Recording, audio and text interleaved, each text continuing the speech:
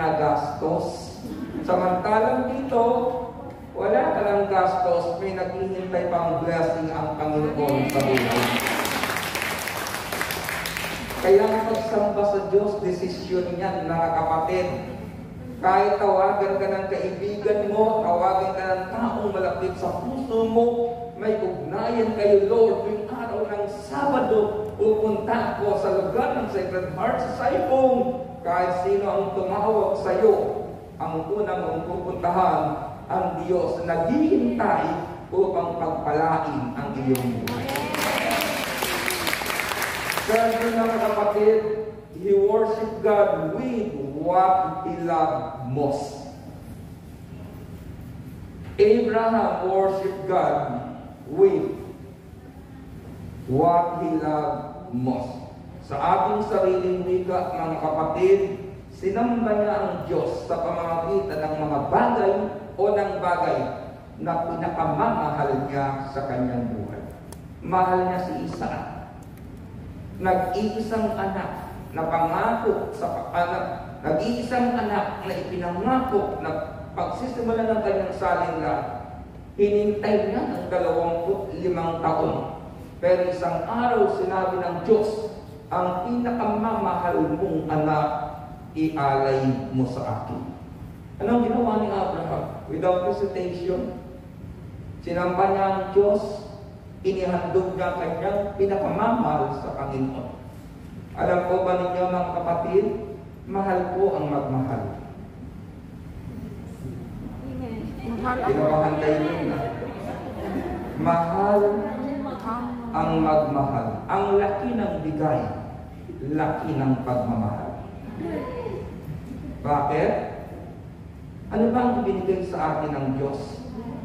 Nag-iisa niyang anak. Kung hindi tayo inibig ng labis ng Diyos, maibibigay ba niya sa atin ang kanyang buktong na anak? Amen. At kung naibigay ng Diyos ang kanyang buktong na anak, yung laman pa kaya ng ating bulsa ang hindi naibigay ng Diyos. Kaya po, mahal ang magmahal. Sabi ko sa inyo, mga kapatid, lalo na sa mga single, huwag kayong papayag na kayong gagastos sa isang lalaki. Amen. Kung talagang mahal kayo ng lalaking yan, gagastosan kayo niya. Kung kaya niyang bumili ng aeroplano, makita ka lang, hayaan niyang bumili, mga kapatid, makikita lang ang pagkikinig sa inyo. Amen. So po yan, mga kapatid. Hindi ba nagbabago yung ating tradisyon, paniniwala na ang lalaki ang gumagastos sa isang relasyon? Kung ikaw ang laging pinagagastos, huwag kang magtataka, isang araw, di mo na masumpungan yan kung wala ka nang gagastosin sa kanya. Alam po ba ninyo sa Japan, kaya madali silang maghiwalay? Kasi laging happy ang gastos. Kapag ang lalaki at babae magpupunta sa isang hotel at pagsasaluhan ang kanilang nais gawin, pinaghahatian po nila ang pambayad sa hotel. Ganun. Pati sa pagkain. Pero sa ating Pilipino, hindi ganyan. Ang lalaki ay provider. Nagmahal po ako, mga kapatid. Nung nagmahal ako, lahat ng laman ng pulsa ko, kaya kong itaya. Mahal na ang magmahal. Amen. Yan ang totoo eh. Hindi po ba?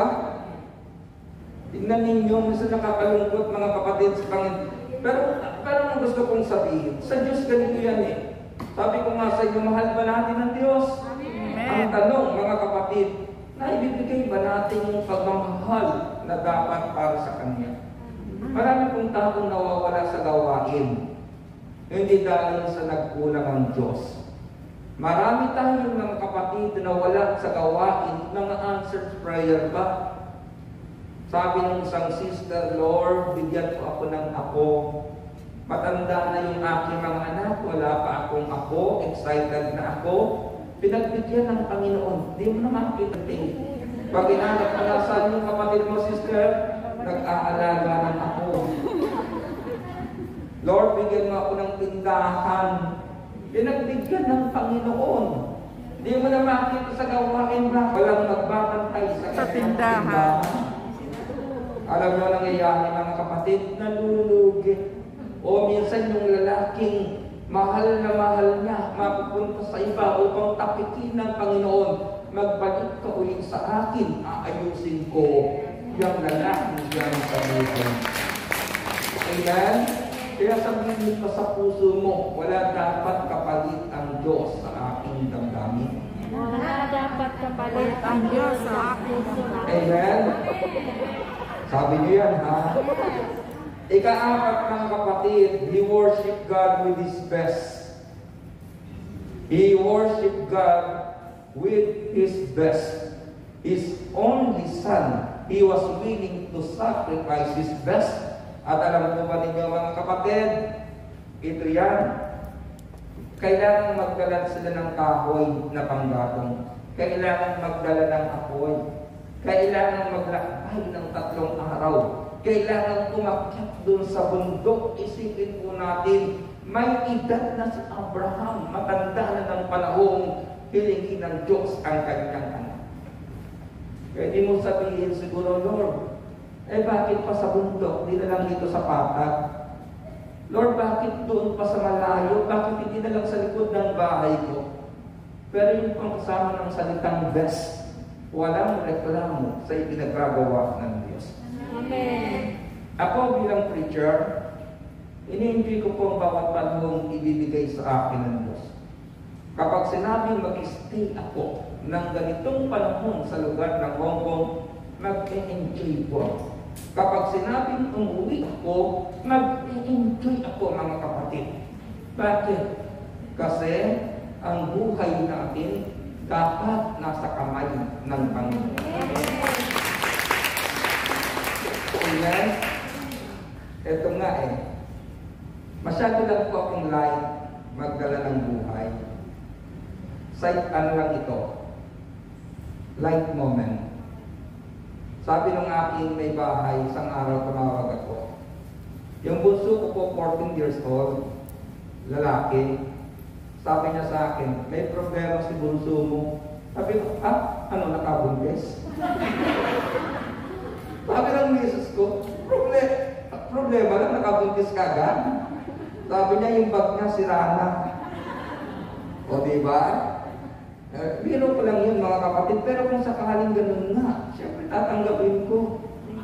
Hindi ba? Tatanggapin ko bakit? Ang sarap kayang dumami ang yung saling lahi. Pero alam ko naman kasi yung anak kong iyan, sa kaming usapan mga anak hindi sila pwedeng mag-boyfriend, mag-girlfriend, hanggang hindi tapos ng college. Pero na akong anak na 30 years old na lalaki mga kapatid Ako na nangangarap, anak, kailan ka ba magkakasawa? Sabi niya pa, kung nagmamadali ka, magmadali ka lang. Pero, ganun talaga Pero anong gusto kong sabihin mga kapatid? Kapag ang buhay po natin ay control ng Panginoon, at alam natin pinaka-the best natin, ay kaya natin ibigay sa Diyos, nagiging magaan ang lahat ng bagay, maging problemang haharapin ng ating Diyos. Yatang mga kapatid, you worship God without distraction. Basahin niyo yung kwento ha, nakikinig pa ba kayo? Aba, 2:60 na pala. Bilis naman ang oras mga kapatid, pero huwag kayo mag-alala, hindi naman ako nag-o-overtime. Genesis chapter 22 verse 5 to 8. Sundan niyo na lang ako. Kaya sinabi ni Abraham sa kanyang mga alipin, bantayan ng niyo rito ang asno, at kami na lamang ni Isaac ang magtutuloy.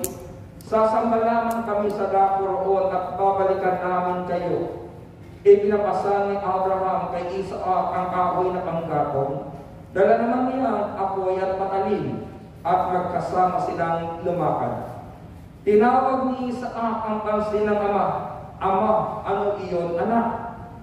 Tugong patanong ni Abraham. Mayroon tayong apoy na panggatong, ngunit nasaan ang korderong ihahandog, tanong ni Isaac. Sumagot si Abraham, Anak, ang Diyos ang magbibigay niyon sa atin. He worshiped God without distraction. I-apply natin sa panahon ito. Ano man ang laman ng bulsa ninyo, huwag maging dahilan upang tumigil kayo ng pagsamba sa Diyos. Ano man ang laman ng inyong damdamin ngayon, ano man ang sitwasyon yung pinagdaraanan, huwag maging distraction niya ng pagsamba niyo sa Diyos. Ano man ang sitwasyon, sabihin mo sa iyong sarili, ang Diyos ang magbibigay niyon sa akin. Ang Diyos ang aayos niyon sa akin.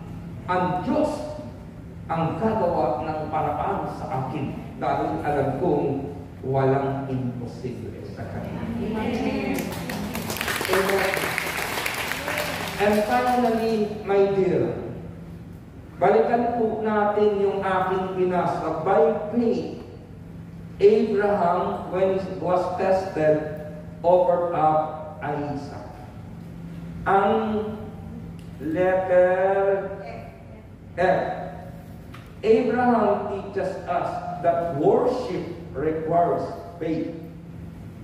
Tinuturuan po tayo ni Abraham na ang pagsamba nangangailangan ng pananampalataya.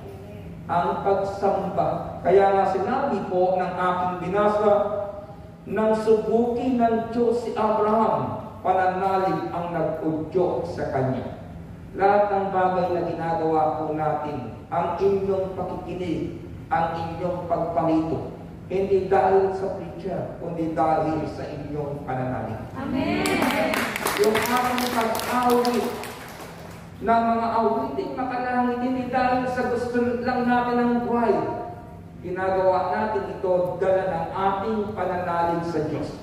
At kung ang ginagawa po natin ay dala ng pananalig natin sa Diyos, ito yung blessing, mga kapatid. Anong blessing? Tingnan niyo ito, ha? Kwento ko na lang sa inyo. Inihanda po ng Abraham yung dambana.